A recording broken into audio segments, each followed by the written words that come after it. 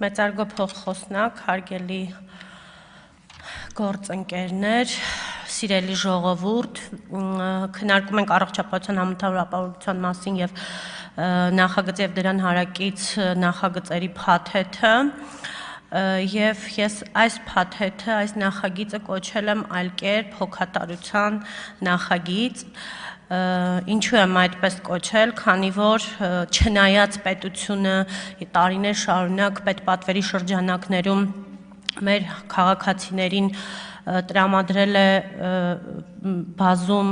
առողջապահական ծառայություններ, սակայն պետք է ասեմ, որ այս փաթեթում շատ ավելի լայն են առողջապահական ծառայությունները եւ նաեւ շատ թանկ եւ երկրորդ մասով պետությունը ազատել է քաղաքացուն հավելյալ ֆինանսական բեռից, փորձելով սուբսիդավորել, տարբեր մեխանիզմներով սուբսիդավորել, որպեսզի քաղաքացին չզգա իր վրա իր աշխատավարձի հետ կապված խնդիր, այսինքն աշխատավարձի իջեցում։ Եվ երկրորդ մասը, որ ինչի համար եմ ասում հոգատարության փաթեթ, քանի որ մենք պետք է մեկս մյուսի մասին հոգ տանենք, ավելի բարձր աշխատավարձ ստացող 1 միլիոնից ավել աշխատավարձ ստացող քաղաքացիները պետք է 10,800 դրամը դե ֆակտո մուծեն վճարեն իրենց առողջապահության համար, քիչ սուբսիդավորում ստանալով պետությունից կամ չստանալով պետությունից սուբսիդավորում եւ սա ես համարում եմ ապագայի նախագիծ եւ մենք պետք է այս նախագծով փորձենք հասկանալ, որ այո, բարձր աշխատավարձ ստացող քաղաքացիները պետք է հոգ տանեն այն մարդկանց մասին, ինչ որ չափով, ովքեր որ ավելի ցածր աշխատավարձ են ստանում։ Տիկին նախարար շատ հիմնավոր ներկայացրեց առաջարկվող բարեփոխումների բոլոր ասպեկտները։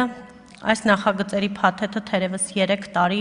տարբեր քննարկումների առիթ է ունեցել, բազմաթիվ մեկնաբանություններ, առաջարկներ, դիտարկումներ են քննարկվել։ Այս փաթեթի նպատակն է բնակչության համար ապահովել առողջապահական հասանելիություն եւ ֆինանսական մատչելիություն։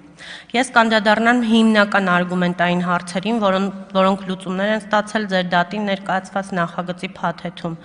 Առաջին արգումենտը համակարգը ներդնել փուլային տարբերակով, սկզբում ապահովագրելու են պետական բյուջեի ֆինանսավորման ապահովագրվողները, մասնավորապես կենսաթոշակառուները, երեխաները, ուսանողները, նպաստառուները եւ պետության հոգացության տակ գտնվող շահառուները։ Այնուհետև ապահովագրվելու են վարձու աշխատողները, վերջին քննարկումների արդյունքում վարձու աշխատողները բաժանվեցին երկու մասի, մինչև 200,000 ստացող աշխատավարձ ստացողներ եւ 200,000-ից ավել աշխատավարձ ստացողները։ Ապահովագրությունը լինելու է պարտադիր, համընդհանուր եւ պետական հիմնադրամի միջոցով։ Հանձնաժողովի առաջարկով պետական հիմնադրամը իր բյուջեն յուրաքանչյուր տարի տվյալ տարվա պետական բյուջեի նախագծում ազգային ժողովին է ներկայացնելու տվյալ տարվա բյուջեն եւ յուրաքանչյուր տարվա մայիսին պետական բյուջեի հաշվետվության մեջ ներառվելու է հիմնադրամի բյուջեի հաշվետվությունը։ Առողջության համընդհանուր ապահովագրությունում չներառված անձանց Հայաստանի Հանրապետությունը երաշխավորելու է բժշկական օգնության եւ սպասարկման ծառայությունների նվազագույն ծավալ, ինչը երաշխավորում է պետության կողմից յուրաքանչյուրի առողջության պահպանման իրավունքի ապահովման ստանձնած պարտավորության իրականացմանը։ Նախագծով ապահովագրավճարը սահմանվել է որպես առողջության համընդհանուր ապահովագրության շրջանակներում ապահովագրական փաթեթից օգտվելու նպատակով օրենքի համապատասխան Հայաստանի Հանրապետության պետական բյուջեի վճարող պարտադիր վճար։ Այն ներկա նախագծով 2026 թվականին կազմելու է տարեկան 129,600 դրամ կամ ամսեկան 10,800 դրամ։ Եկամուտների չափից կախված ապահովագրավճարը սուբսիդավորվելու է մասնավորապես զինապահի հիմնադրամի վճարվող դրոշմանիշային վճարից եւ հետվճարներից եւ հայտարարագրերի հետվճարներից։ Որպես ապահովագրավճար վճարողները առանձնանում են ֆիզիկական անձիկ կամ իրավաբանական անձիկ կամ պետությունը, հաշվի առնելով բնակչության որոշ խմբերի համար պետության կողմից ապահովագրավճար վճարելու պարտականությունը, իսկ որոշ խմբերի համար գործատուների կողմից նույն վճարը վճարելու պարտականությունը։ Իսկ որպես ապահովագրական անձ հանդիսանալու են այն ֆիզիկական անձիկ, ովքեր ապահովագրական դեպքի գրանցման պահին ունեն օրենքին նախատեսված կարգավիճակ առողջության համընդհանուր ապահովության ռեգիստրում։ Որպես ապահովագրված անձի ապահովագրական փաթեթից օգտվելու նախապայման պետք է անցնել պարտադիր բժշկական կանխարգելիչ զննություն կամ հերթագրված լինել զննությունն անցնելու համար լիազոր մարմնի կողմից սահմանված կարգով։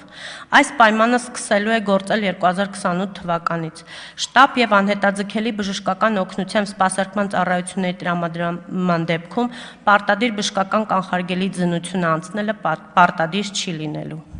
Սիրելի գործընկերներ, մենք 2.5 ժամ քննարկել ենք այս փաթեթը, այս նախագիծը հանձնաժողովում եւ մանրամասն անդրադարձել ենք բոլոր խնդիրներին։ Ես լիահույս եմ, որ այս